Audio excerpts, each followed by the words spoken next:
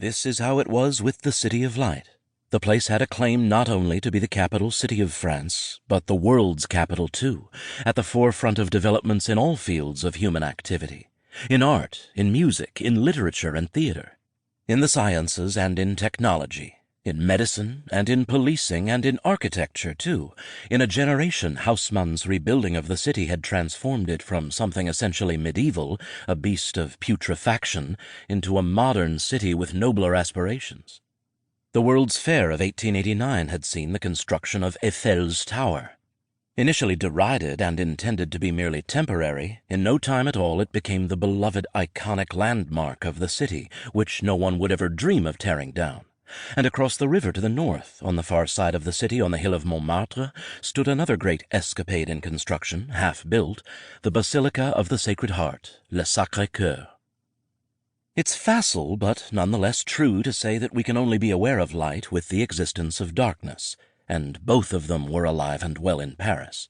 Yet both the beauty and the darkness of the city could be found symbolized in this work in progress. In 1899, it was not yet 30 years since the city had last convulsed in revolution and bloodletting during the 2 months of the Commune, until the army had brutally restored order to the city with a week of summary executions, in which 10, some said 20,000, were killed, turning the waters of the Seine red.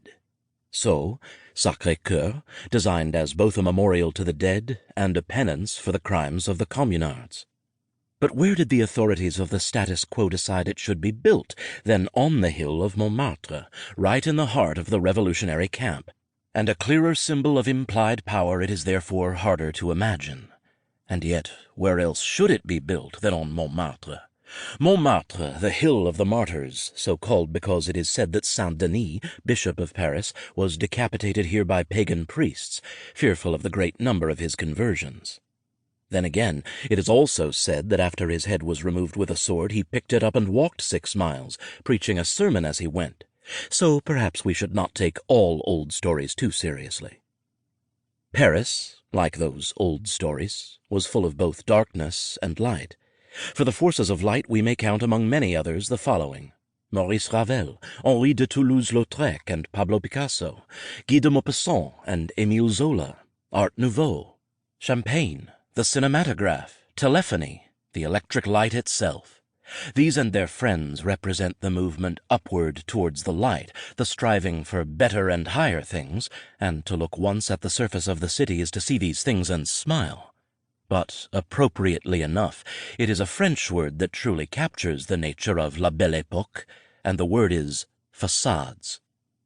For just behind the door, behind the red velvet curtain, beyond the imposing front of that elegant house, are the forces of the underworld, les apaches, the gangs of Montmartre. The shanty towns on the ruins of the old fortifications, where the Zoniers picked through the scraps of the rich and barely survived. The maisons closes, brothels only distinguishable by the oversized numbers above their doors. And everywhere, crime. Crimes of violence, crimes of greed, crimes of passion, crimes of all three combined. As the century wound up, the Paris police were in danger of being overwhelmed by the sheer quantity of daily acts of law-breaking, and though they had grown again and again in size and sophistication, there were always more criminals than police, and not just ordinary everyday burglars and robbers, fraudsters and cheats, but darker forces at work within the city too, organized networks. And there is one more ingredient to be found in fairy tales. It is, in fact, the very thing that truly defines the form: magic. Without magic, a fairy tale is only a folk tale, and that, after all, is no more than a mundane story told between friends and neighbors. Of genuine magic in Paris there was probably none to be found. Of illusion there was plenty. That was what the entire city was about, that the truth of what was really happening lay behind the pretty facades.